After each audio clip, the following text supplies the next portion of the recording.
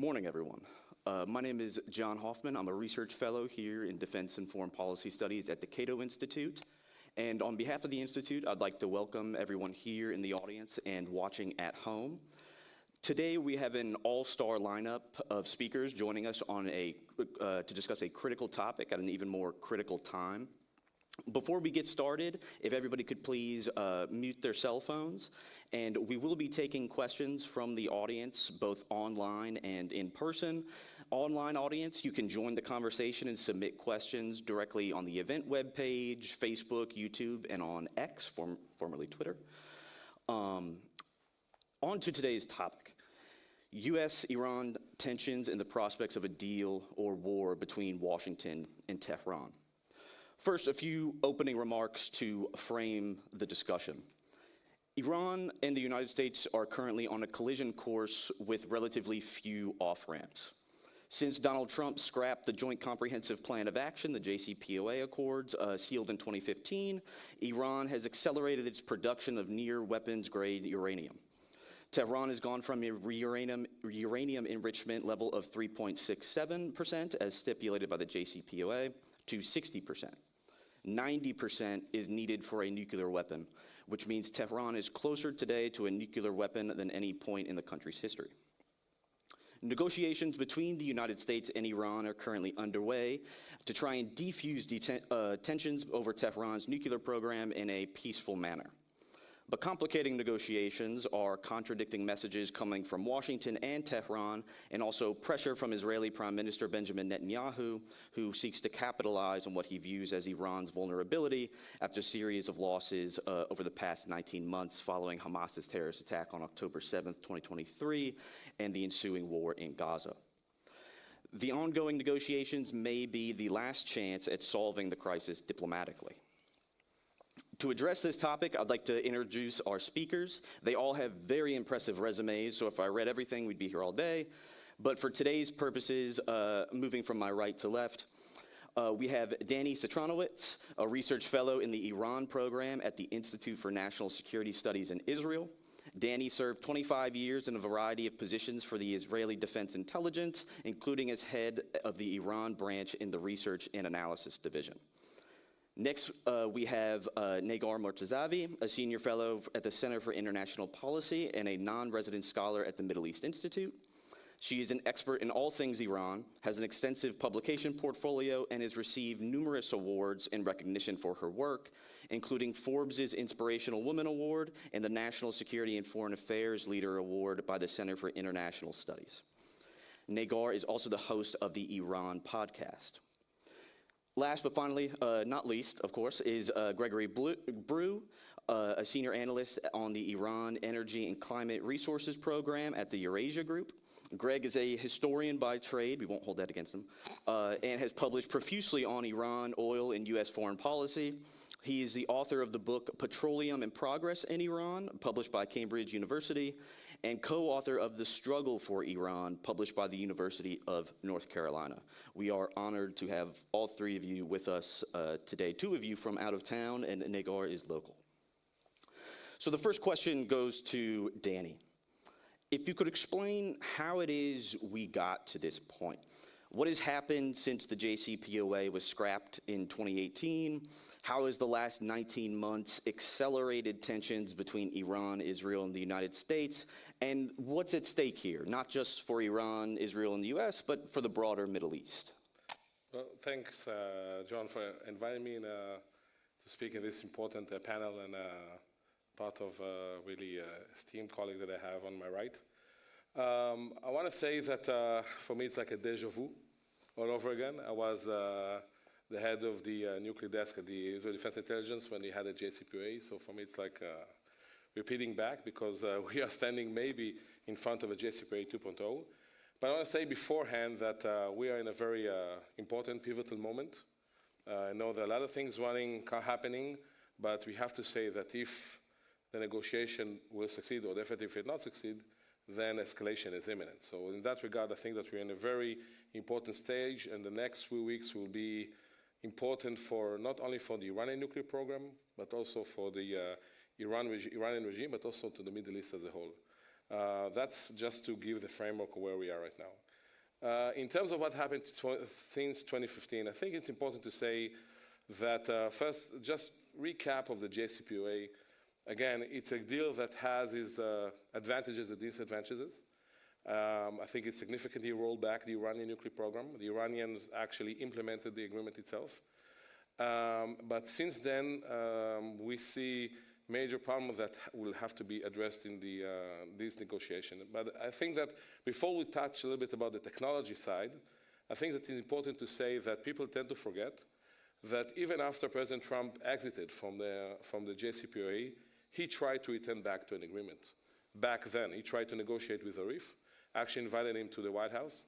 And why it's so important, because I think we have to remember that for the US, the first choice of every administration was negotiation, was not a strike. Yes, we are in a stage now that President Trump is threatening Iran, but we have to remember that the first and foremost, the option to choose is actually, or to seek, is actually reaching a political solution. And that is extremely important. We can discuss later on probably about the Israeli policy in that regard. And for Israel, it's vice versa. It's everything but an agreement. Since the agreement, of course, again, US exited the agreement, the Iranian side was very hesitant in the beginning to actually break the glass ceiling in the enrichment. But certain events that occurred in the Iranian nuclear program, and of course inattention within Iran and the weakness of Rouhani after Trump left the agreement, led to unprecedented advancement of the Iranian enrichment part. Where we are right now is actually very alarming. The Iranians are on the verge of enriching to 90%. They're not doing so not because they cannot, actually because they are afraid or worry politically that if they will reach, that actually will signal to Israel, to the US, that the program is not a civilian one. But they can do that tomorrow if they want. They use highly advanced centrifuges. If we go back to the 2015, we had IO1s, very, I won't say stupid model, but very basic model of enrichment. And now they're highly advanced in that regard. They have IR6, maybe soon to be IR8s.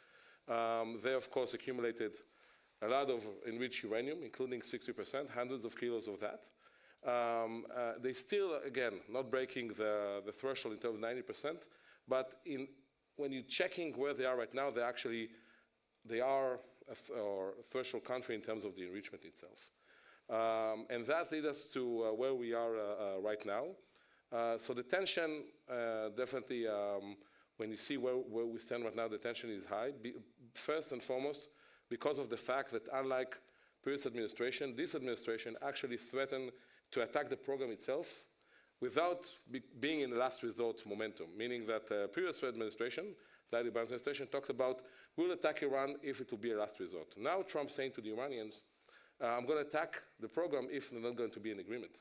And that is important. Adding to the fact that there is, of course, unprecedented presence, military presence of the American side in the region, including 2 carriers and the bombers in Diego Garcia. Again, first and foremost, probably for the Houthis attack, but definitely the Iranians see that and understand it. That creates a lot of tension in the region in terms of the fact that the Iranians understand that they need to start negotiating. And as we said, the first choice for the US is, of course, negotiating with Iran. So actually, the sides were pushed to the round of negotiations. I have to say, there's a lot of discussion how the Iranians are weak, and we could probably discuss that later on in Iran, in the Israeli issue. But I say that the Iranian definitely grown weaker since the 7th of October. Definitely what's happening with Hezbollah and the 26th of October Israeli attack are the results of it. But they're not a weak country. So if there's not going to be an agreement, then escalation might be imminent. I think that the Iranians, as we know, coming into the negotiations, seek to return back to the characteristics of the JCPOA, meaning that they are willing to limit the Iranian nuclear program in terms of significant economical relief, meaning lifting the sanctions. They will not be willing to do 2 major things that we have to say. They're not going to dismantle the the program whatsoever, because for them, enrichment is much more than just enriching uranium, saving the ability to maybe to reach a bomb in the future, or building to the Iranian deterrence. For them, it's a pillar of the regime. This is one aspect, and of course, embedding other issues connected to the enrichment itself, meaning that they're not willing to discuss no restriction on the missile program, definitely not on the proxy side. So I'm finishing by saying that Like I started at the beginning, we are in a pivotal moment. The program is highly advanced. I think, we'll probably discuss that later on, there is a chance to have what we call a good agreement in terms of rolling back the Iranian nuclear program, because the Iranians are back against the corner politically, economically, militarily. But I think if the choice for the Iranians will be to cross the red lines or to expose themselves to attack, they're willing to take the risk of attack. They don't want to, of course. So this is why I think we are in a very crucial moment these days. No, thank you. And what you mentioned earlier about the Israeli perspective and the ramifications of the strike on October 26th, we will certainly get to that. I want to go out of order for a second here to Greg.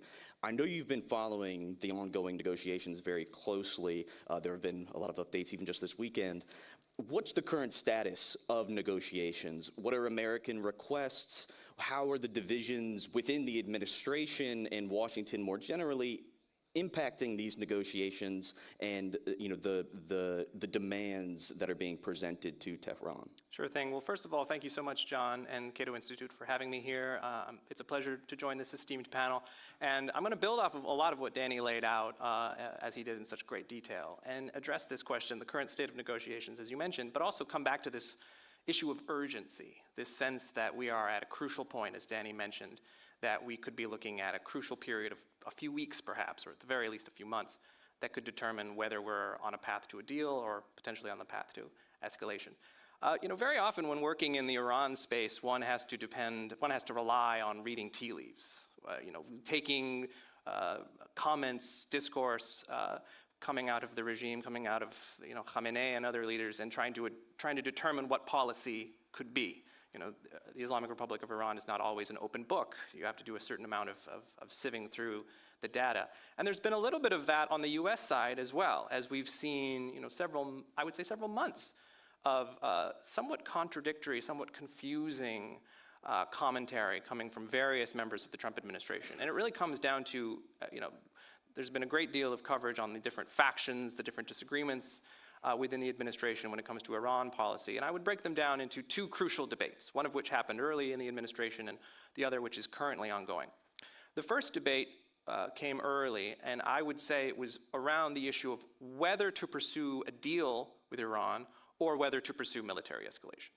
And we do know that there were members of the administration with support from Israel, as Danny mentioned, this is Israel's first preference, that a deal with Iran was not possible, that it was too close to reaching nuclear weaponization threshold, that it was weak given the damage that it suffered last year, both to its air defenses, but also to, I would say more importantly, its regional proxy network, the degradation of Hezbollah, the collapse of the Assad regime in Syria, the damage done to both Hamas and the Houthis, that this created a window of opportunity that should be seized, and that the way to seize that opportunity was not through negotiations, which the argument would be lengthy, would potentially drag on for months and wouldn't produce an agreement, but rather that military escalation was the appropriate course of action.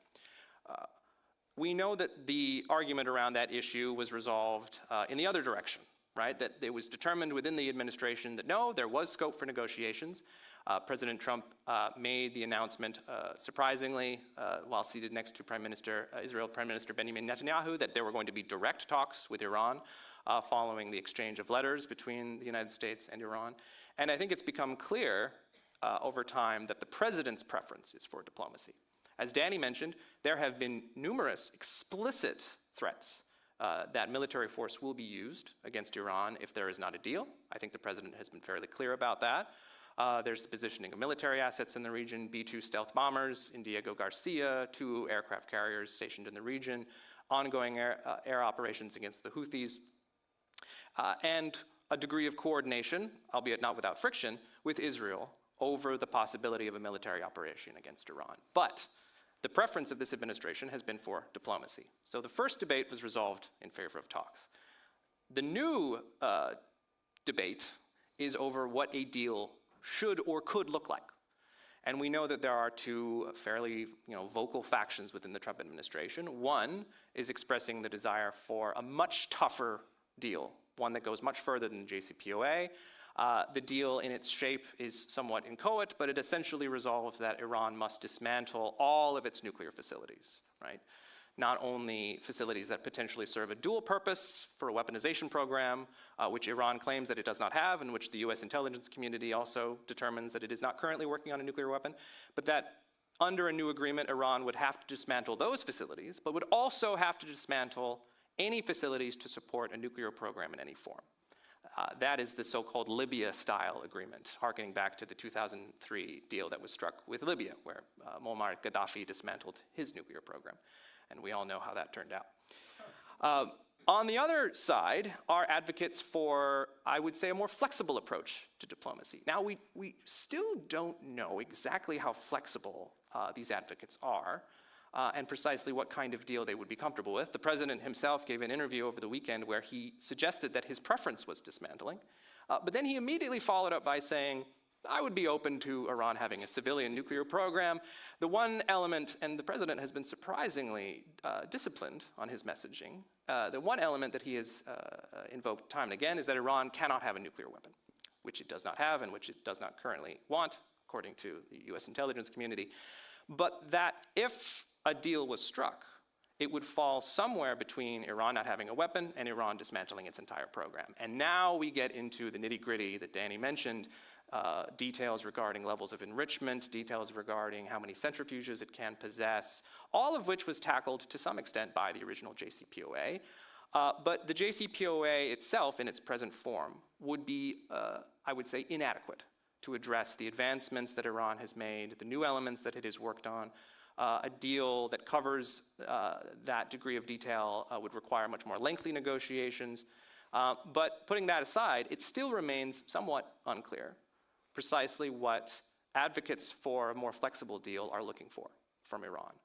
Whether it would include the capacity to enrich uranium domestically, as the JCPOA allowed, whether it would fall under what Secretary of State Marco Rubio has laid out, some scheme where Iran retains its program but imports uranium, or whether it would be some combination of factors. A few elements that I would point to is that I believe the president and the administration is under a certain degree of pressure to reach a deal that is demonstrably stronger than the JCPOA. Which of course the president himself pulled out of and has called the worst deal in history. Now, President Trump has, I would say, a somewhat flexible relationship with reality. And any deal that the United States reaches with Iran could very well be characterized as stronger than the JCPOA, if perhaps not in fact, then in the messaging.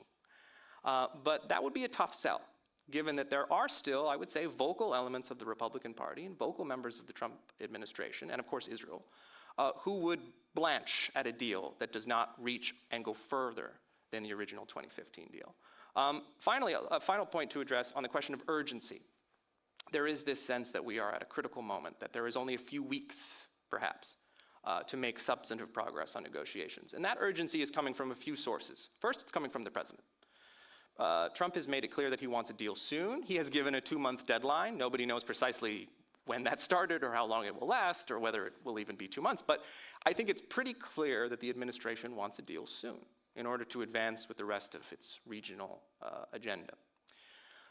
So that's one element of urgency. Second element of urgency, the pressure coming from Israel and from elements within the administration that this window of opportunity where Iran is weak will close, that it will eventually rebuild its air defenses, that it could even rebuild its regional position. I'm somewhat skeptical of that point, but there is an argument that this is a moment where US leverage over Iran is more significant than it perhaps could be in 6 to 10 months.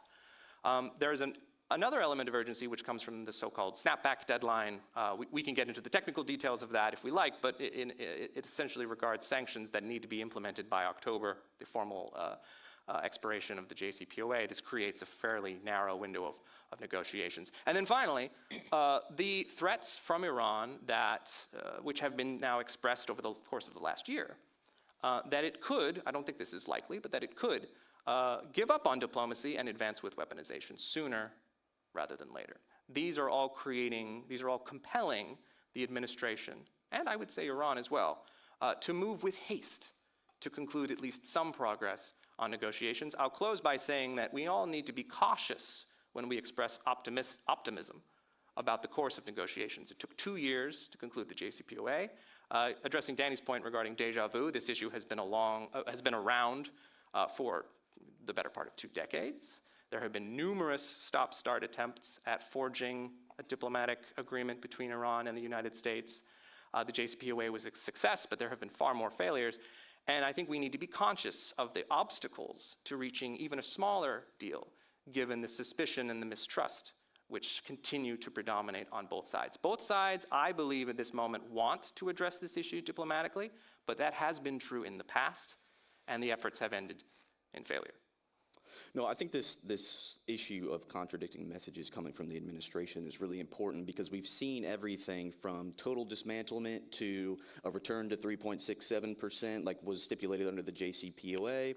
But I think it was reported over this weekend that the deal that's coming together is somewhat similar to the JCPOA, but maybe has a 25-year sunset clause. You know, these slight tweaks, and we can get into, you know, whether this would be able to be presented as a win for President Trump.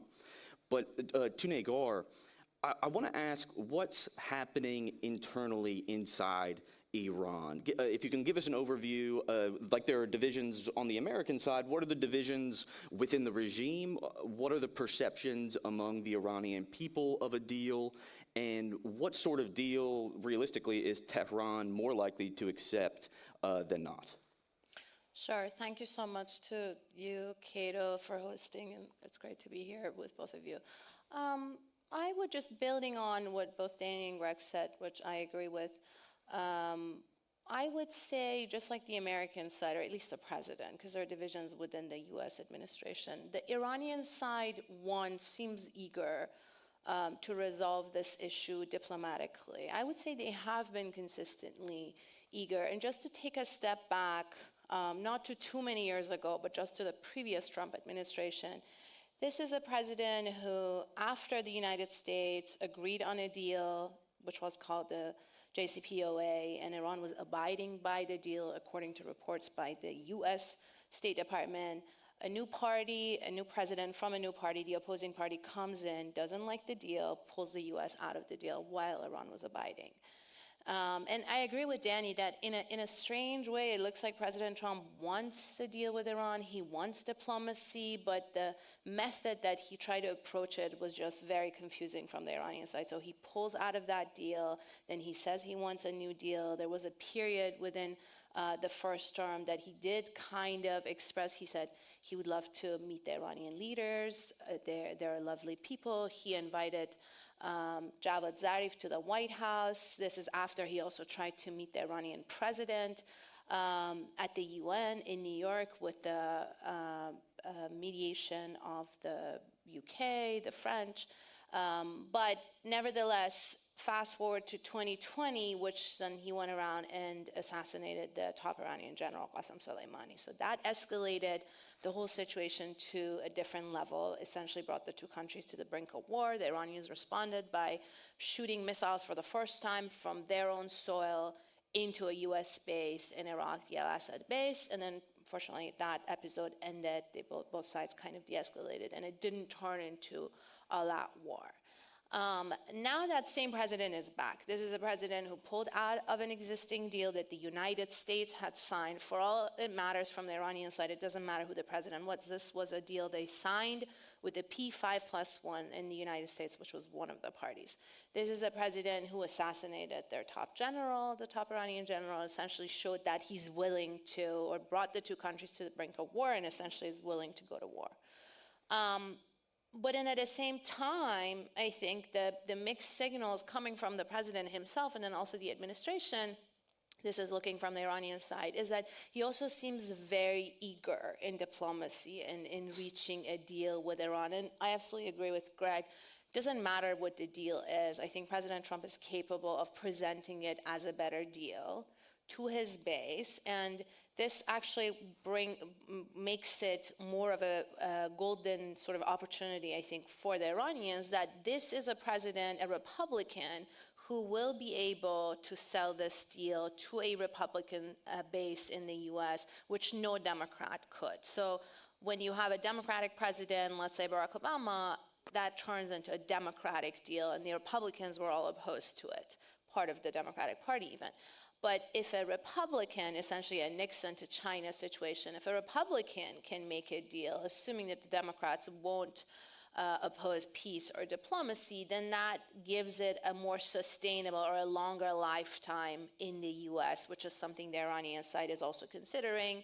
They're seeing it, and they've been talking about this for years. In Iran, there have been these theories for years that if, on the off chance, we can make a deal with the Republicans or with the hardliners, with the right wing, then that's going to be more sustainable. And this seems to be the chance. This is that off chance of a Republican president who wants a deal with Iran and who will be able to sort of make it more sustainable. These are all ifs, though. If the negotiations succeed, if a deal is reached. As far as the divisions within Iran, so this is the view from Tehran, as everyone is seeing the US, but they also see the mixed signals, and we see a response to that also in the form of mixed signals coming from Iran. So initially, they showed interest in diplomacy, in their public messaging, all the way to the highest offices, and then came US sanctions. So when this administration came into power, President Trump had been talking about diplomacy throughout the campaign trail. He was actually pretty consistent on messaging. He kept saying until this last weekend's interview that they just can't have nuclear weapons. He wants a deal, he wants diplomacy, a nuclear peace deal, he called it. Then later he called it a verifiable nuclear deal. But the line has been pretty consistent that they just can't have nuclear weapons. And that's something that's within the acceptable parameters for Tehran. They want to keep their nuclear program. They definitely want to keep enriching, as Danny was saying. That's not something they're going to give up. It's been a red line for them since the beginning of all of these, going back to the Bush years. And they keep saying that their state policy is that they don't want to weaponize their program. And this is not just by the Iranians, it's also US intelligence, Western intelligence has approved that the program is not a weaponized program. So if that is the parameter, if we listen to just the president, this is something that's acceptable from Tehran. Having a nuclear deal, whatever the details are, the forms and shapes, as long as they can keep some level of enrichment, as long as they can keep some level of the stockpiles that they have already enriched. I think the details of that are negotiable, and that they can continue this nuclear program for civilian purposes, which has been a pillar and also a source of really pride for the country. Now, the mixed signals coming from Washington has also resulted in mixed signals in response from Iran, from the supreme leader suggesting that negotiations with the US would be futile, with other senior of Assad in Syria, even Iraqi militias. All of that network has inflicted a lot of pain, but has also taken big, major hits in the past 2 years. So the Iranians understand that in the battlefield, they have been weakened. And the flip side of that is that the diplomats have been emboldened in the country. So this is a plus for diplomacy. And at the same time, I think the flip side of that is that they're signaling that they're potentially ready to, as they frame it, defend themselves. So if does come a military strike from the US or from Israel, the signal is that we're ready to defend and potentially we're ready to escalate. So this is the military line that we're hearing from Tehran, that their understanding is that if they escalate, if they hit back harder once they're hit, then that could sort of result in a similar situation that we saw in 2020 after the assassination of Soleimani, and potentially into taking an off-ramp and maybe not going to all-out war or going to all-out war. But I think the red lines have been as they were in keeping the civilian program, keeping some level of enrichment, keeping some amount of the stockpile, and if that doesn't result in doesn't come out of the negotiations, potentially being ready for escalation and the military strike, which again is not the first option. I think the first option for Tehran is diplomacy, is a diplomatic resolution. They seem pretty serious. Abbas Araghchi, the foreign minister, has been going to negotiations pretty seriously, although indirectly or directly. And I think, again, that the signal is that they have been able to move beyond the first term of the Trump administration and sort of deal with this new chapter of Donald Trump, but at the same time taking the mixed signals seriously. You had National Security Advisor, former National Security Advisor Mike Waltz, essentially contradicting what the president was saying. We recently heard Secretary of State Rubio also introducing new elements into what the Iranians essentially would see at red line. So these are complications. The last round of talks, the third round of talks, so the first two rounds were going well. Steve Witkoff, Special Envoy Steve Witkoff, was received pretty well by the Iranians. The Iranian reporting from the Iranian side says that the Iranians were actually pretty surprised at what he brought to the table as far as what President Trump wants, even his demeanor, the respect, and all of that seemed pretty new, very surprising, well received. But the third round, when for the first time they started discussing technical and more details of a deal, sort of hit a bump in the road. And now we know the scheduled fourth round was postponed, so waiting for that to see. But overall, I would say there's less of that mixed signals now coming from Tehran. We see more of a sort of unified and at least unison line for diplomacy, but at the same time, the red lines are pretty clear. And that's why I just want to add this one last point. That's why I don't think it's possible for a deal to look too much different from the JCPOA. It's the same nuclear program, it's the same science, it's the same tech, and it's the same red lines kind of on both sides. So essentially, this deal is going to look very similar to the JCPOA with different dates, maybe different amounts and whatever. But there aren't so many ways of making it look very different. But again, I think President Trump himself essentially would be capable of presenting this as the kind of deal that he wants. And then, of course, he's eyeing the big prize, I can't not mention this, which is the Nobel Peace. And I think having a legacy in foreign policy of reaching some form of peace, there are the three main files in Gaza, Iran, and Ukraine. I would say at least one of them is what is, or potentially all of them is what is seen as sort of that step to the big prize. Yes, we all know he wants that award quite badly. He said it many times. No, he wants it. Back to Danny. So what is the Israeli perspective on negotiations? How is Netanyahu in particular approaching the negotiations in the prospects of war, or a deal between Tehran and Washington, given Netanyahu's longstanding support for military action against Iran dating back to the 90s, coupled with the new incentives of the past 19 months, do you think Netanyahu would go it alone on a strike without explicit approval or the knowledge of the United States? Yeah, well, I think that I always say that I feel very lucky to analyze Iran and not Israel policy. Fair enough. If someone can explain to you what my government is doing, I will be grateful. But I'll try to, if we're looking back at the Israel strategy towards Iran, I think that we have to say it wasn't a great success. Netanyahu can claim victory after victory, but it's a multiple of operational achievements that didn't give any strategic gains in that regard. And if we recap, in 2003, the Iranians decided to forgo the military route to dismantle Ahmad and project and forgo to the civilian side. It was mainly because of the U.S. presence in Afghanistan and Iraq, not connected to Israel. And what Israel tried since is actually to push hard against the Iranian enrichment capabilities. Israel already took a lot of responsibilities for clandestine operations that it did in multiple events. But as we can see now, we actually pushed the Iranian forward instead of stopping them. Where we are right now is actually a testimony to the Israeli failure in stopping the Iranian enrichment. The Iranians are on the verge of 90% enrichment. And if you told me that 10 years ago, I would say, no, not in a million years. But at the end of the day, the Iranians gradually able to bypass any technological barrier or any obstacle that Israel throw to them and finding themselves on the verge of reaching to 90%. Actually, I'm not sure, the problem is that I'm not sure that Israel is really learning the lesson of that. So we have to acknowledge that we weren't successful. But where we stand right now is obviously Netanyahu that is saying my place is history. I'm Churchill preventing the new Nazis from having a nuclear bomb. I think that for him it's a golden moment.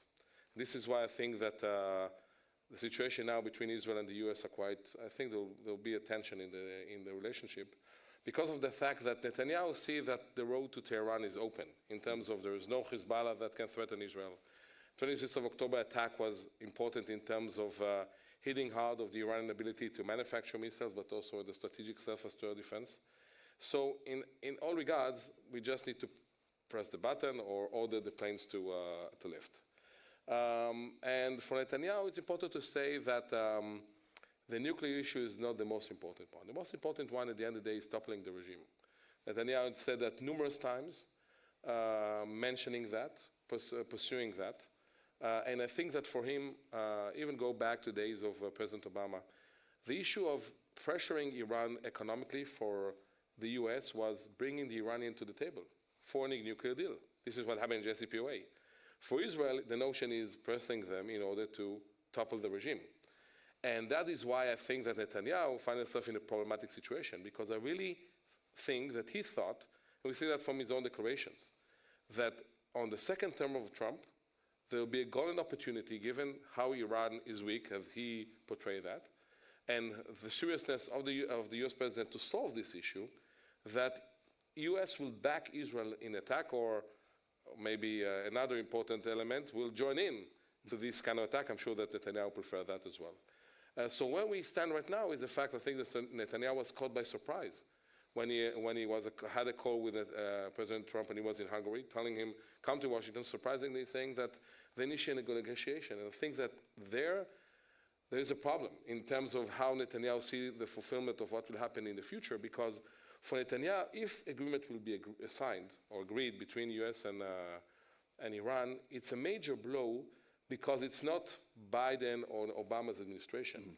The ability of Netanyahu to do something politically in the US against this agreement is limited, given its dependence regarding President Trump, and we can see their relationship, it's obvious.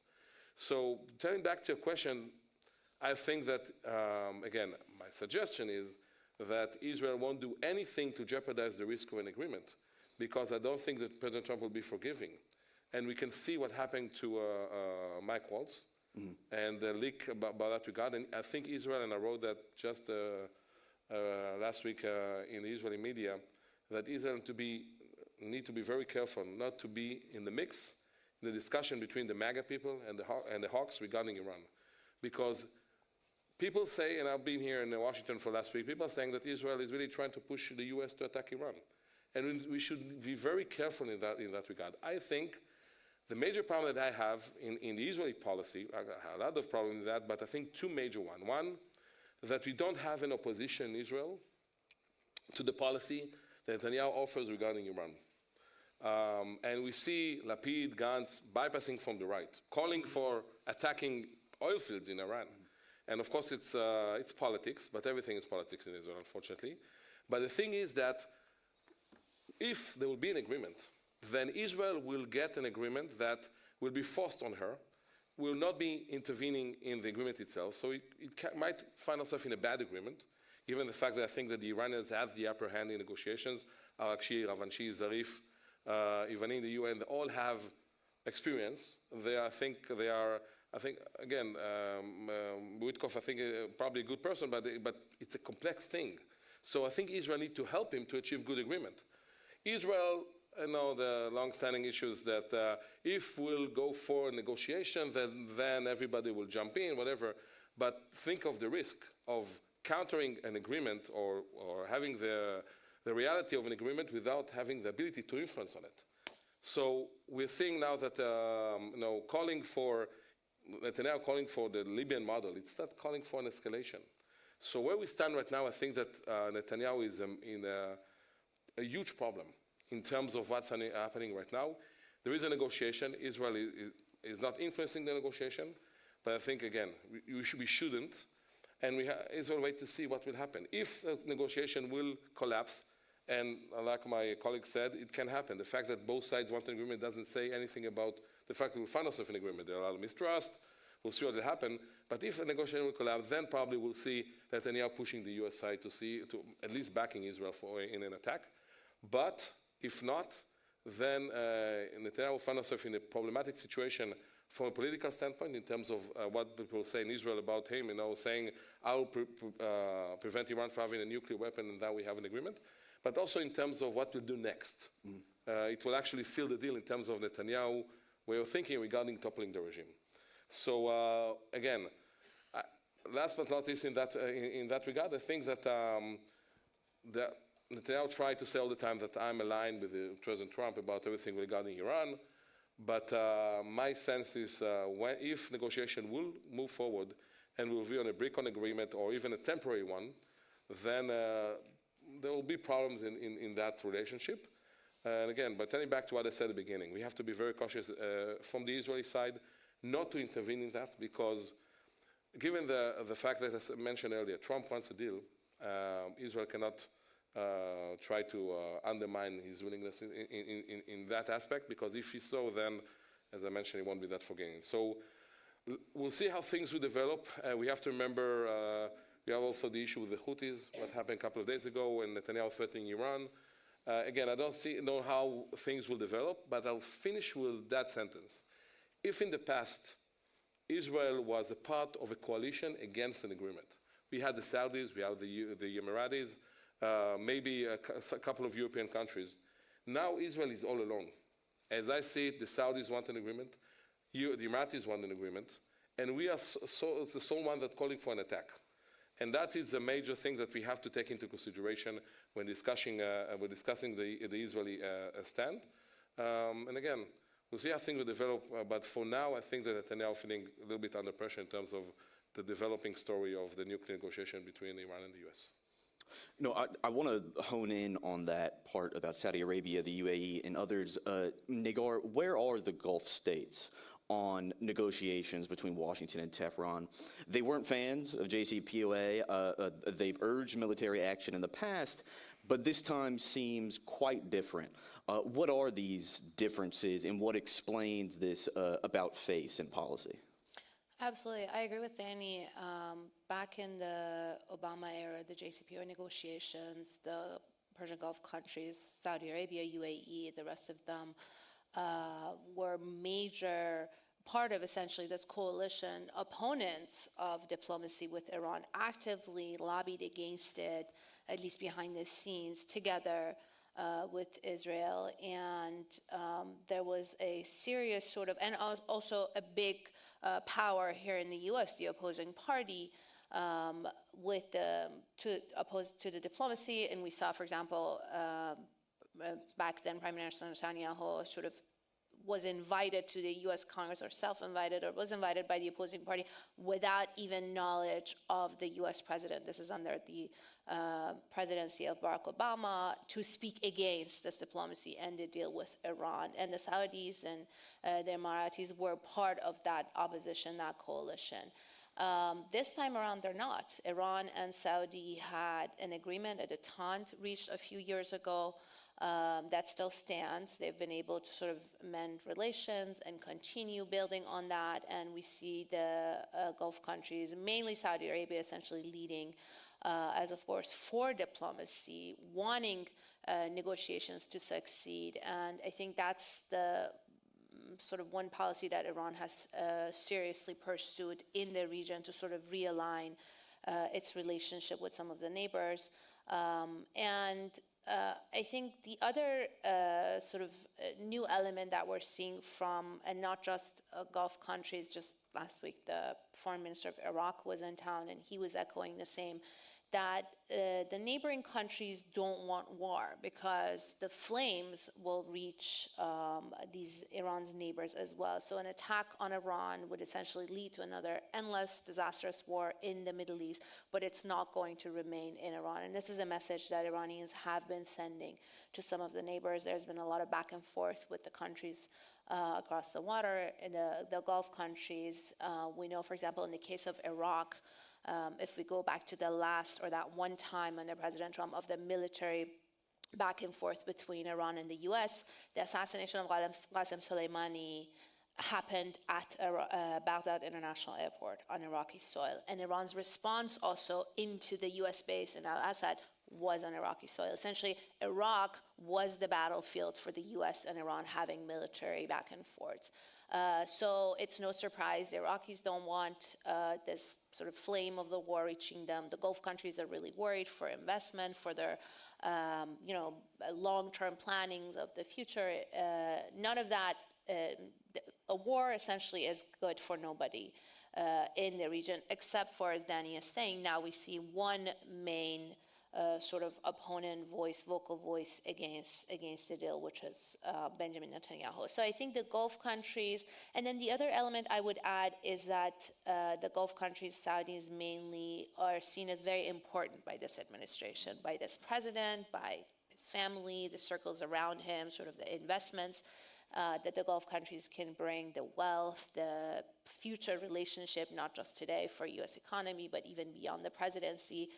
They were important in the first administration of Donald Trump, and they seem as important in the second administration. It's no surprise. He took his first trip back in his first term. He took his first trip essentially to Saudi Arabia this time around. He's also traveling to Saudi Arabia. So these are very important countries. They're not marginal in the view of this administration. And so I think that's a very big realignment that's happening. The Iranians understand that. They have tried hard to keep sort of that detente and agreement with Saudi Arabia, and they've been working on it, sending also a double message to their neighbors that, we want to continue this good relationship, but then at the same time, if we're attacked, let's say if the U.S. wants to attack Iran, it potentially has to happen from one of the U.S. bases, from one of these countries in Iran's neighboring. And so one of the messages that Tehran has been sending pretty publicly, but also privately to these neighbors is that if an attack on us, a military attack on us happens from any of these bases at your countries, the retaliation is also going to come for your country. And so I think that message has been received, has been taken very seriously, but overall, it's not just Iran retaliating on one of these neighbors, but also the fact that war would essentially escalate and have severe impacts on everyone else in the region. So, yeah, I think that's sort of the new dynamic that we're seeing in the region as far as in the Gulf, that I would say is very different from the JCPOA area. No, I think that the Gulf part is critical, especially given the extent of ties between this administration and Saudi Arabia in particular, be it investments, arms sales, which if fulfilled would be, record levels. I want to turn now to Greg. Let's zoom out for a minute and look at non-Middle Eastern and non-U.S. perspectives. Where are Russia and China on negotiations, and how is this different from 2015? Iran has been involved, for example, in supplying Russia with drones for the war in Ukraine. China has served regularly as an outlet for Tehran to skirt U.S. sanctions. But both were supportive of the JCPOA. Are they supportive of negotiations today? So I think broadly speaking, yes. Both Russia and China support the idea of a diplomatic solution to the crisis over Iran's nuclear program. I don't think that's really in doubt. Both are much more closely connected to Iran than they were in 2015, Russia to a significant extent. But I think the really critical question when we're thinking about Russia and China's role in this is not necessarily their relationship with Iran. It is their relationship with the United States. I think a crucial difference between these rounds of negotiations, this deal, whatever it may end up being, and the JCPOA is that this is, I would say, 95% a bilateral accord between the United States and Iran. Other actors are looking in from the outside. They're involved in back channels. The European states retain the snapback authority through the old deal. They're sort of managing that part of the file. But when it comes to whether or not we'll see an agreement, it will largely come through bilateral negotiations between the Trump administration and Iran's government. Where Russia and China fit in to a potential deal, Russia could very well play a pretty significant role, as it did under the JCPOA, a technical role in managing the likely reduction in Iran's uranium stockpile, the potential dismantling or moving of components of Iran's nuclear program, either within or outside the country. Russia was involved in that element of the JCPOA. Russia provides nuclear expertise a degree of support that the Iranians will accept that doesn't come under the remit of U.S. power or the IAEA. But to my original point, Russia's relationship with the United States matters more to Vladimir Putin than his relationship with Iran. So leveraging the Iran issue within the broader portfolio of what Russia is looking to get from the United States when it comes to Ukraine, when it comes to sanctions relief, when it comes to broader geostrategic issues, that matters a great deal. And Russia's relationship with the U.S. is far different than it was in 2015, given that, we've seen war in Ukraine, we've seen Russia's isolation internationally, we've seen Russia develop a much different relationship with domestic politics within the United States. All of these are critical changes that impact Russia's role in managing the Iran issue. But I think it does come back to the fact that Iran looks to Russia for strategic support. Russia is a strategic partner of Iran. I still wouldn't go quite as far as to say that they are allies. There is still suspicion, there is still friction, but they have signed a comprehensive strategic partnership that, on the Iranian side, heavily emphasized economic issues. And if there is a deal, then I think we can see scope for Russia embracing more of an economic role in Iran, if there is scope for sanctions relief. That goes also to the China element, China's relationship with this issue. China has been relatively aloof from matters of Middle East geopolitics since October 7th. I think to a degree that has surprised some, right?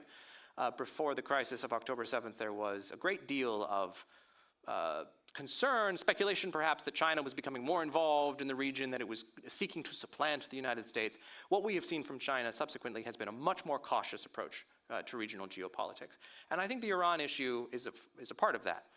Beijing offers diplomatic support to Iran, support within the UN Security Council. They are meeting with the Iranians and the Russians in a trilateral format to coordinate on issues surrounding the nuclear program. And I do think that, as with Russia, if there is a deal that brings sanctions relief to Iran, then that will be an invitation for China to embrace a more active role in forging economic ties and potentially investing or expanding trade with Iran if the threat of sanctions relief, or if the threat of sanctions are reduced. Essentially playing the role that the Europeans were meant to play of the original JCPOA. I think it will be China, and I think the Gulf states as well, in this potential deal that will be providing economic relief to Iran. But from China's point of view, it's critical that a crisis does not emerge to the point where you see military escalation, because Iran matters to China somewhat. Access to Persian Gulf oil matters enormously to China, economically, strategically, politically. And if October 7th and the subsequent crises or exchanges between Iran and Israel proved that Iran has some capacity to strike Israel through its missiles and drones, then September 2019 illustrated in vivid detail the degree to which Iran can strike energy targets in the Persian Gulf. The attack on Abqaiq, the Saudi oil processing facility, in September 2019, is probably one of the most important events that has occurred in the Middle East of the last decade. It is the reason, one of the primary reasons, why MBS shifted his strategic position on Iran. If Iran cannot strike Israel with a great degree of effectiveness from 1,200 kilometers away, the major oil facilities and fields in Saudi, Kuwait, Qatar, and the UAE are only a handful of kilometers away. And not only the attack on Abqaiq, but the years of strikes that the Ukrainians have managed to carry out against Russian energy facilities has also demonstrated the effectiveness of these weapons against energy infrastructure. Again, going back to the examples of the April and October strikes, Iran chose military targets to strike when it retaliated against Israel in April and October of last year. Refineries, oil storage facilities, power plants, and processing facilities are not hardened to military attacks. And so if Israel is vulnerable to some extent, Gulf facilities are vulnerable to a far greater extent. And this would, in fact, not only the security of the Gulf states, but the energy security of China, which imports the bulk of its crude oil from the Persian Gulf. So I would say those issues, relationships with the United States and the continued stability of the energy flows through the Persian Gulf, matter more to China than its relationship with Tehran. No, I think that's a critical point. And what I'd like to do now is pose two questions to the overall group, and then we'll move to Q&A. The first question, and this is for all three of you, feel free to chime in. The first question is something I myself and some of my other colleagues at Cato have addressed. Within Washington, it seems as if there's really two debates going on here. One is about nuclear nonproliferation and the best way to advance this, and the other is about regime change within Iran.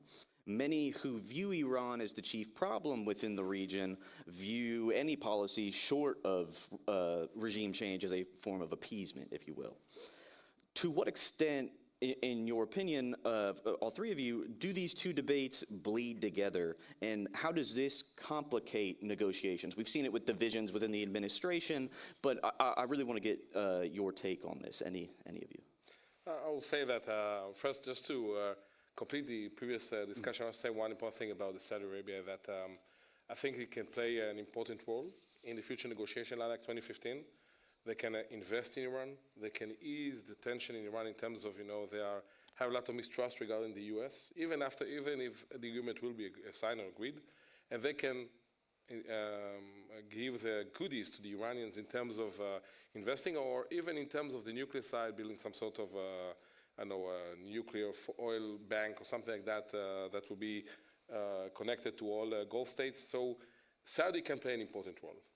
And it's before. And regarding Israel mentioned earlier, I think the Saudis for Trump are more important than Israel right now.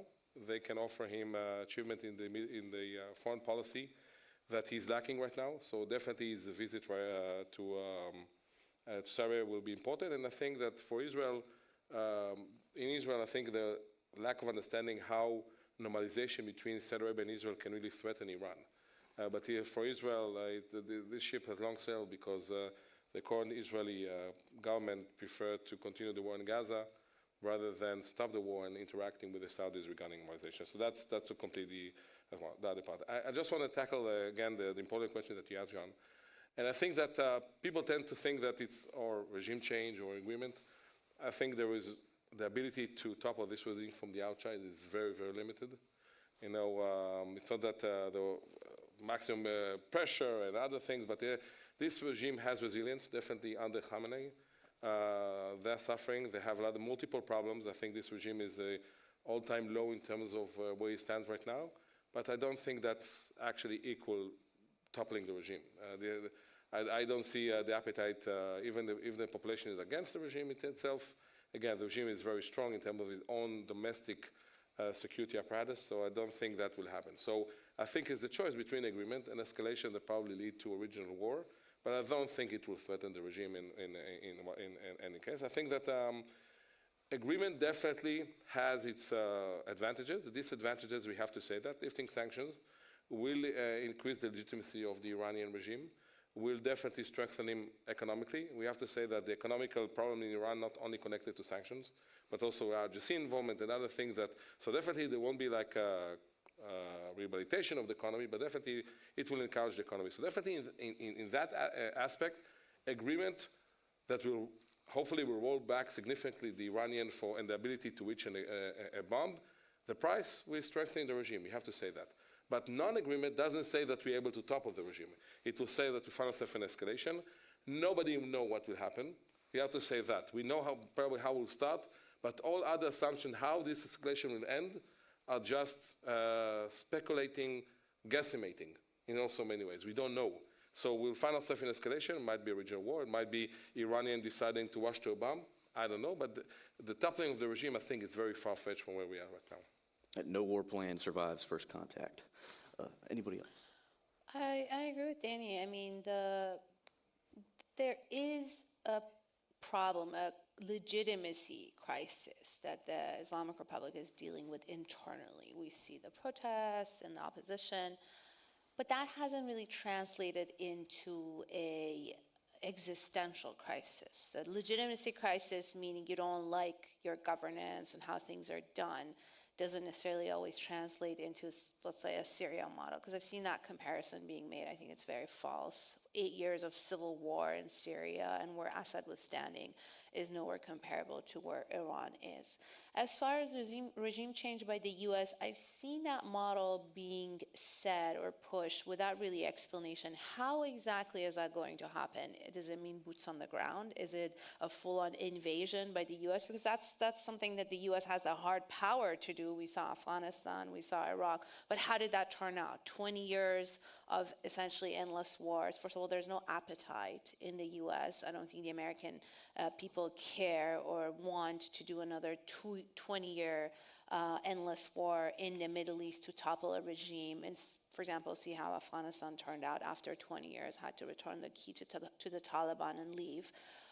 So the result is also not guaranteed to be something better for both the Iranian people or the West, as far as being a state or a government that's more friendly to some of the neighbors or the West.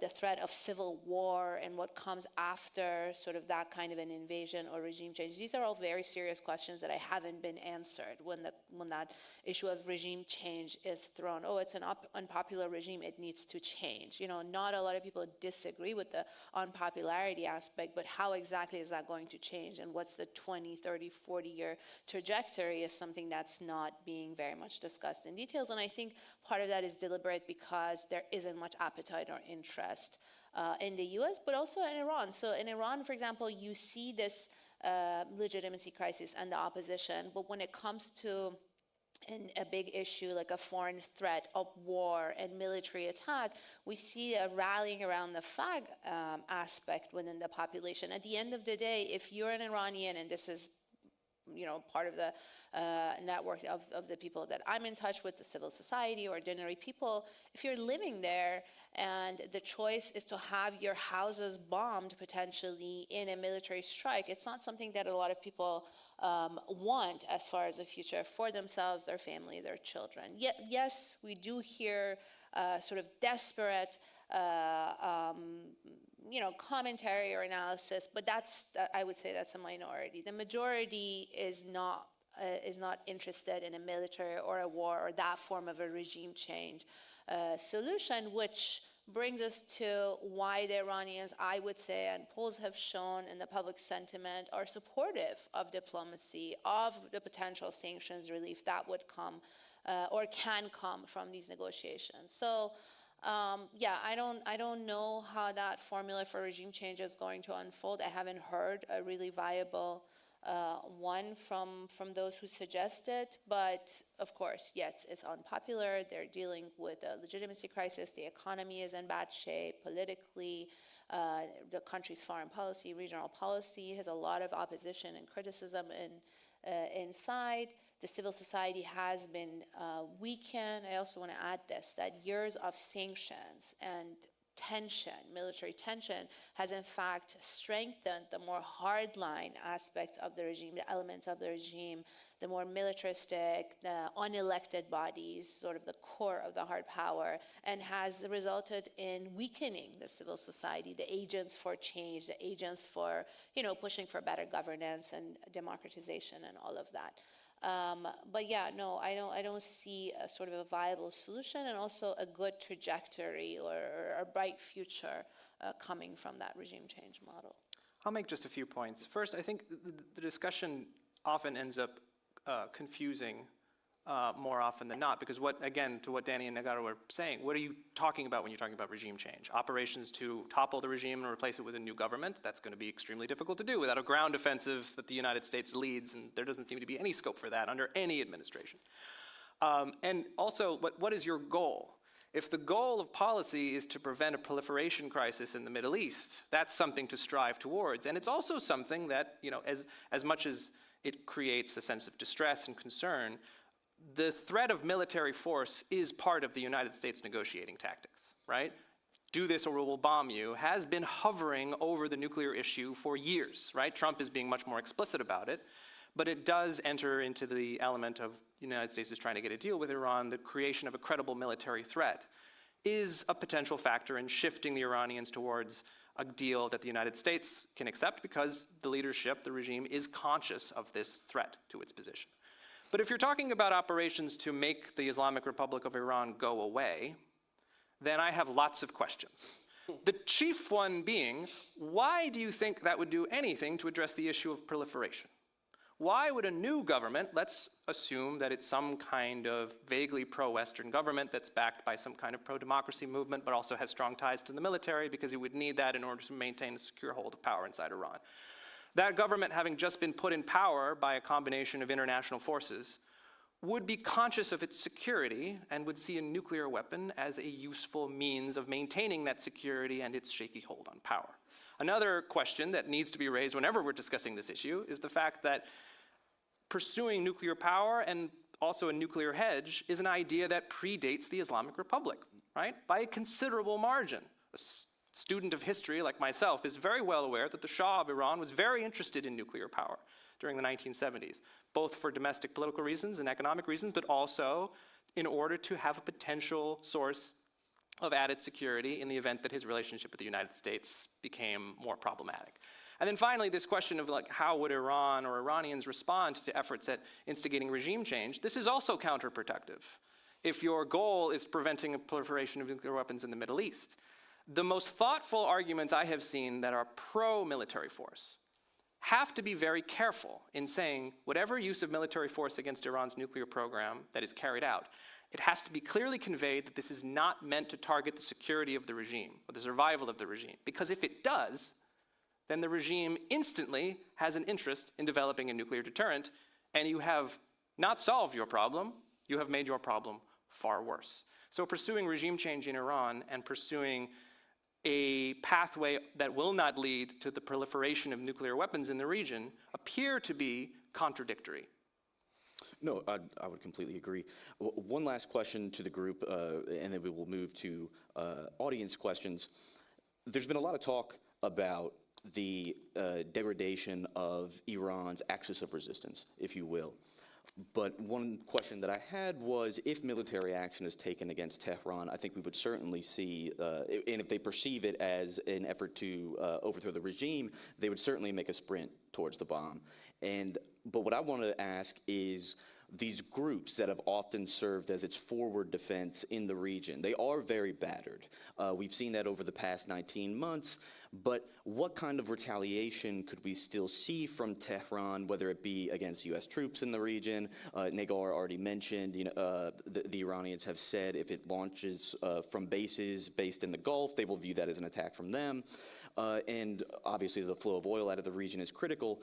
But on this last part, what could we expect in terms of retaliation?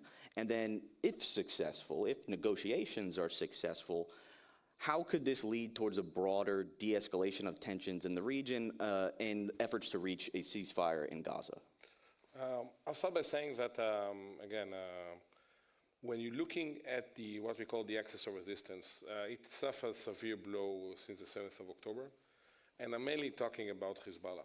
When discussing about how Israel saw its enemies in the region, definitely Hezbollah was first place, even above the Iranian capabilities. Because theoretically speaking, Hezbollah had the ability to hit Israel when it hurts the most in terms of strategic sites.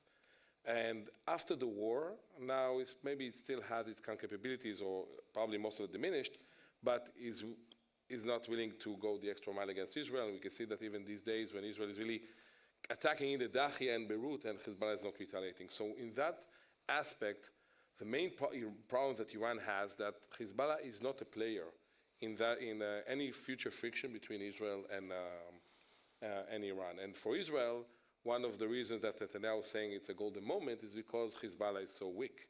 So we have to take the chance now, before it's gaining a lot of strength, and use that to our benefit. So the fact there is no Hezbollah, and even more than that, the fact that Assad regime was toppled, and the Iranians has no ability to rebuild Hezbollah, or it will be very hard for them to do so, it's a major blow to the Iranians' push in the region, and its ability to deter Israel and the US to attack it. So that we have to take into consideration. The Houthis are annoying, they are problematic, but they are not a strategic threat. Yeah. And I have to say that given the last discussion and the statement, the Iranians has no ability to force them to stop the shooting against the state of Israel. So that aspect is long gone. So if we find ourselves in direct friction, even the Shiite militias in Iraq and are under considerable restraints in terms of the pressure coming from the Iranian government, Iraqi government. We saw that also in the hype of the events between Israel and the Shiite militias, when actually they prefer to stop the launching of rockets against missiles and UAVs against Israel because they're afraid from Israeli attack. So I think that Iran will be in direct confrontation with Israel. If it will find a direct confrontation with Israel, it won't have any other aid, except for the Houthis that we all know it's limited. So this is a major blow for the Iranian way of thinking. And I think they have to, this is why the rethinking about all the statements about what we're going to do on the nuclear capabilities draws or connected also to the fact that Iran feeling exposed. If a deal will be reached, I don't think it will have any influence on and that's, I don't think the Iranians will be willing to discuss it. They always saying that it's not us controlling the proxies, it's their own thing. So I don't think they will see that suddenly the Iranians trying to discuss or thinking to discuss these issues. So I don't think there will be any influence on that. And that's important note to say that the agreement, assuming that will be on the nuclear side, does not end the issue of the Iran malign activities and support to proxies force buildup. It will still continue. We have to take that also into consideration because it will deal with the nuclear issue but not other issues. Yes, there is a question of how much money will be allocated from the easing of sanctions to those proxies, assumingly some. But the problem that Iran has now is much more than just the money, because with no Hezbollah as the spearheading of these activities in the region, with no ability to strengthen or to rebuild its capabilities because Assad was toppled, and Giuliani is really against the Iranian involvement in Syria, then the Iranians are a very hard time right now, and they have to think hard and clear, how they're strengthening their own capabilities, missiles, but also they have maybe the Sukhoi 35 deal with the Russians. There is the issue of the nuclear side that being discussed openly, and probably maybe thinking about going to other places, challenging Israel from different places. And for example, we see the Iranian involvement in Sudan these days. So that's all in all. I think that at the end of the day, it will be strictly nuclear, and the implications on the proxies and on the axis of resistance will be marginal in a way.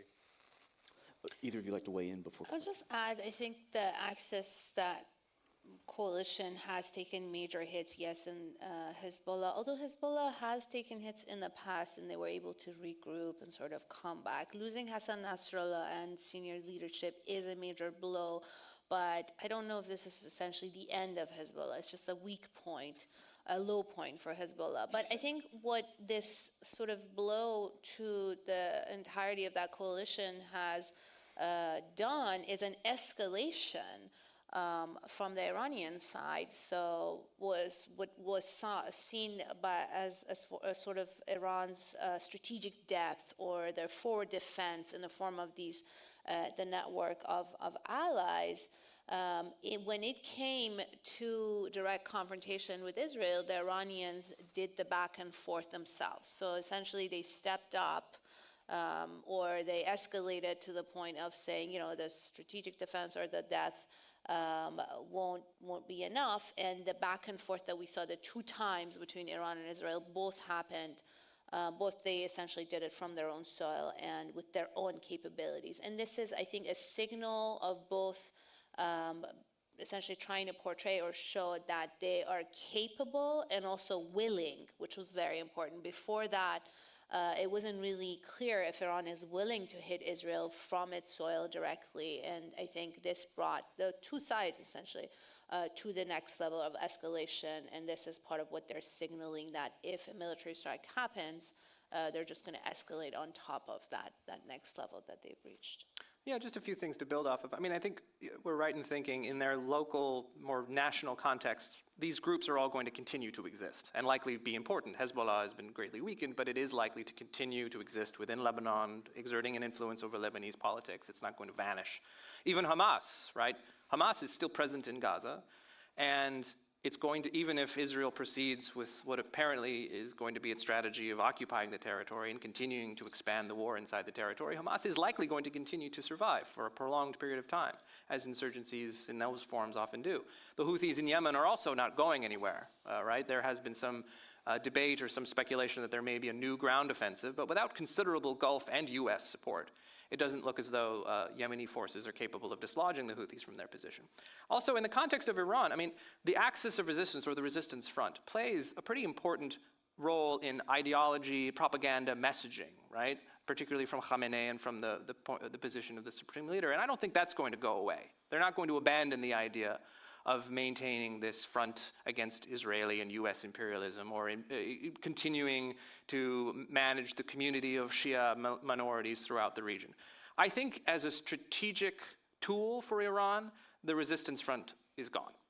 I think the defense in depth that it provided has been eliminated. I think the deterrence that it provided has been eliminated, as evidenced by the Israeli strike in October, and as evidenced by the considerable Israeli confidence that they can strike Iran at will, without incurring significant losses. If that is now the case, then the strategic worth of the axis of resistance has been in large part nullified, not completely eliminated, but has been nullified. And you've seen that change play out on the Iranian side. The Iranians are now putting a lot more emphasis on their domestic military capabilities, their missile arsenals, their conventional military forces inside the territory, inside national territory. We've seen new military drills to emphasize counterterrorism units, which we now know may in part be inspired by the fact that Israel is considering commando raids against the nuclear facilities, right?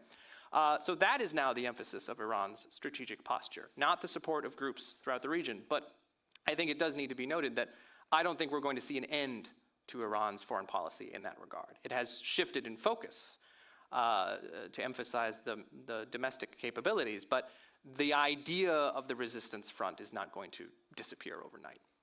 No, thank you. I would like to now move to questions. If you could please speak clearly into the microphone so everybody can hear. James and Ben will be coming around. The first hand I saw was you back there, sir, in the light blue suit. Thank you. It's been a great panel. So the panel has alluded to hawkish factions in Congress from both parties. And so I guess my question would be, do you see the Iran Nuclear Agreement Review Act posing a significant obstacle to any future agreement as far as approving it and implementing it? I can take that one. No, you're right. I think Congress is going to be active as it can be, and the activities are going to lean towards the more hawkish side. I think what gives the president a great deal of flexibility is that most of the sanctions that have been implemented have come through executive authority and executive orders. So drawing them back, which is really what this is, right? It's sanctions relief in exchange for measures from the Iranian side to rein in their nuclear program. If that's the substance of whatever deal is struck, then Congress has very little role to play, right? Congress can continue to pass legislation mandating tough sanctions on Iran. I also, the Iranians have a certain degree of hope for this. I don't think we're going to see primary sanctions relief in this deal. The United States is not going to start flooding Iran with investment, Maybe Trump gives himself a waiver so that he can build a hotel in Tehran. But, beyond that, I don't think we're going to see a great deal of movement in that regard. But what the Iranians are interested in is something that Trump can deliver. And what Trump wants to see is something that the Iranians can do. And Congress is going to make noise. But I would actually be a little hesitant to say that they're going to make a ton of noise. If this is a priority for the president, then Congress will back him. So long as Congress remains under Republican control. If the House flips and the Democrats are in control, I think we could very well see more expressed opposition, which will look very interesting if the deal ends up looking a lot like the JCPOA, which many Democrats supported when it was passed under Obama. Yes, sir, right here.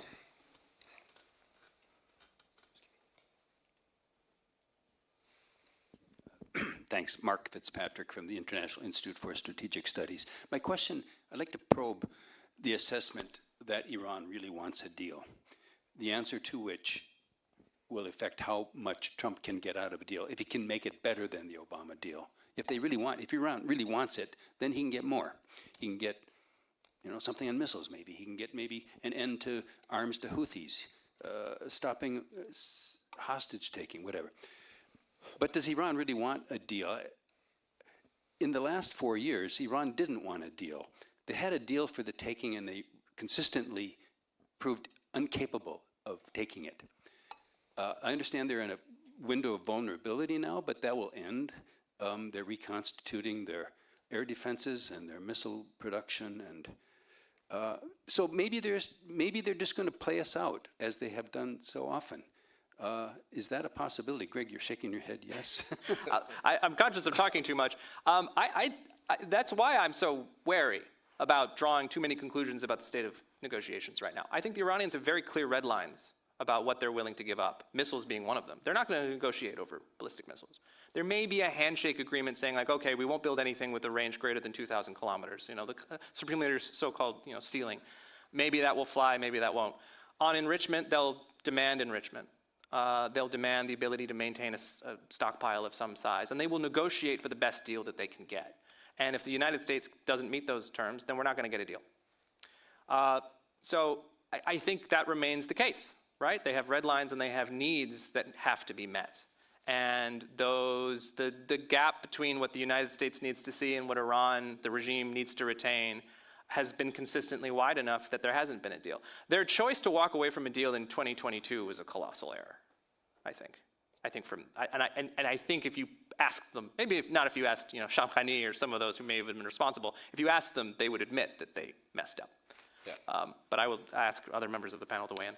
I'll just quickly say, because I did say I think they want a deal, meaning a diplomatic resolution to the nuclear issue, but they have their red lines. So considering the parameters, and that's why I said I don't think a deal is possibly going to look much different than the JCPOA, which is what they had agreed to before.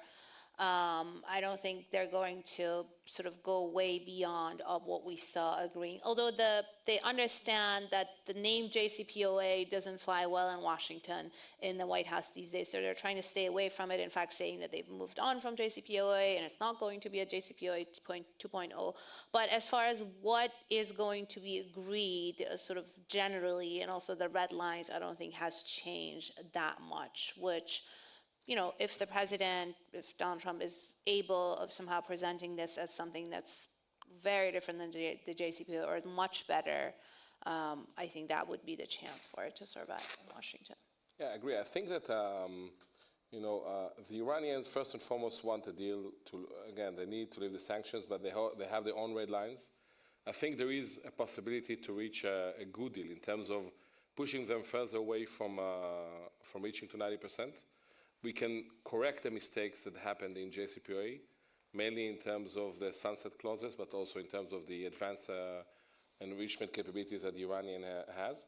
But if no deal will occur in the next couple of weeks or months, the Iranians find it very important to continue the negotiations because it's crucial for them, because no negotiation means snapback will be implemented. They will have to leave the NPT, as they said, and that will open the door, the venue to other elements to use maybe kinetic solutions to the program itself. So definitely, deal is first and foremost for them in their own conditions, meaning they have the red lines. If they won't cross the red line, I think in terms of, especially the missiles and dismantling, it won't happen.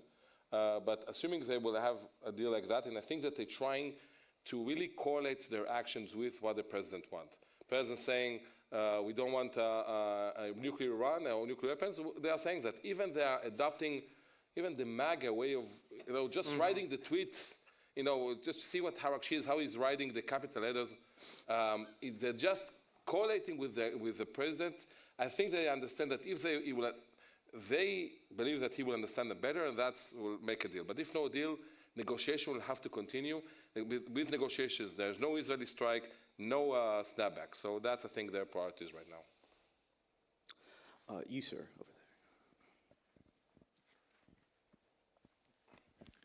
there. Thank you. J.P. Hogan, I write about politics. We had the Iraq War. The Iraq people got a new constitution. What is there to learn from that constitution as we're approaching our 250th? Because our partisan divide here should have been there too, as far as Republicans see it as a religious liberty protection. So I'm just wondering, there must be a lot to learn for Iran on how the development in Iraq with the new constitution worked out.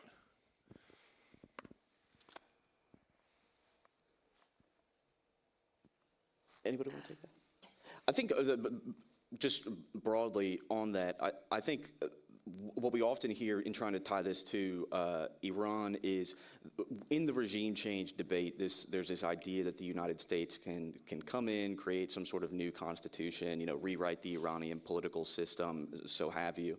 But I would, as I think all three here have mentioned, this is really putting the cart before the horse.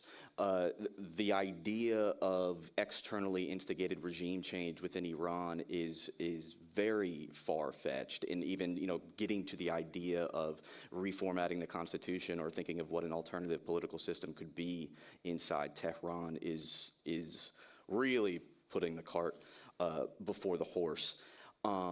If nobody, I'll say something about just continue about the regime change in Iran. People tend to look at it in people who march on the streets and will topple the regime like we had it in '79 against the Shah. But I think that a change can happen from within. I think definitely when Khamenei will die, it will be a change in a way because he's such a dominant player in terms of building the political infrastructure and platform of how we see Iran even today. So definitely we'll see that as a change. But the change can start from within. And I think that you see how Khamenei related to the previous JCPOA to understand how he was fearing that the JCPOA will be a platform for the US West ideas to trickle down into the minds and souls of the Iranian youth. And why I'm mentioning that right now? Because, again, there is a chance that assuming there will be an agreement, that this agreement, and if there will be, I don't know if there will be US investment, but if Iran will a little bit gradually will open up for foreign investment, then Khamenei will find it very hard to stop that from happening. So I'm not saying that the agreement will lead to regime change, but I think that opening Iran in terms of using the agreement, again, we cannot work with Iran after the agreement, assuming it will happen to reduce their activity in the Middle East and so forth. It's not going to happen like the Obama administration thought. But maybe using these activities in openness of Iran that will challenge the hardcore way of thinking in Iran, I think this is something that could have happened. So if people think that escalation might bring to regime change, that I think we all agree it's not, maybe an agreement, again, I don't know if it will bring a regime change, but definitely it can help trickle down more Western ideas to the Iranian public. On that, I think we are going to conclude it there with 50 seconds remaining. Thank you all in person and online for joining us. If you are here with us, please join us for lunch upstairs. And thank you to our speakers as well.